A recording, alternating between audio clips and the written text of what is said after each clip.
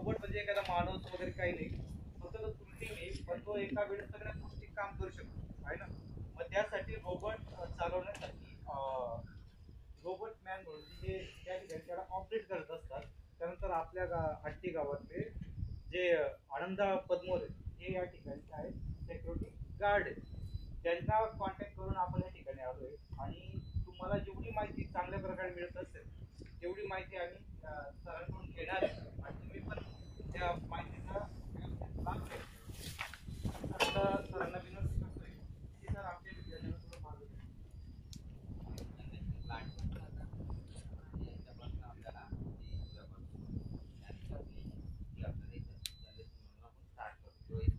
थोडं मार्गदर्शन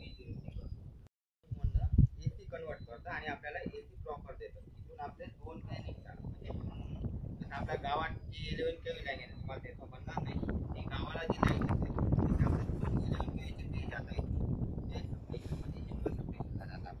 तिथून आपल्याला हे प्लांट बसवण्याचं भारताचं एक हे सांगण्याचा उद्देश असा आहे म्हणजे शेतकरी रात्रीला इंधन होते शेतकऱ्यांना, त्याच्यावर शेतकऱ्यांना धोका होता. त्याच्यामुळे हे जनरेशन प्लांट हे कुसुम योजनेमार्फत हे जनरेशन प्लांट बसवले आणि याच्या मार्फत शेतकऱ्यांना दिवसा वीज मिळावी यासाठी हे प्लांट बसवण्यात आलेले भारत सरकारने. हे म्हणजे जवळजवळ पेपर क्लीन एनर्जीचे 10 प्लांट आहे धुळे, नाशिक हे 2 जिल्ह्यात.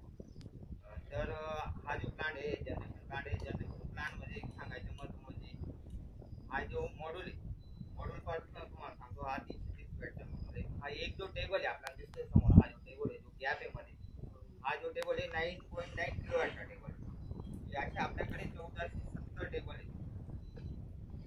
या 1470 टेबल मधून आपण जवळजवळ दिवसाला आमचं प्लांट जर असं समजा आता ऊन आहे असं वातावरण आहे तर याच्यामध्ये जवळजवळ आपण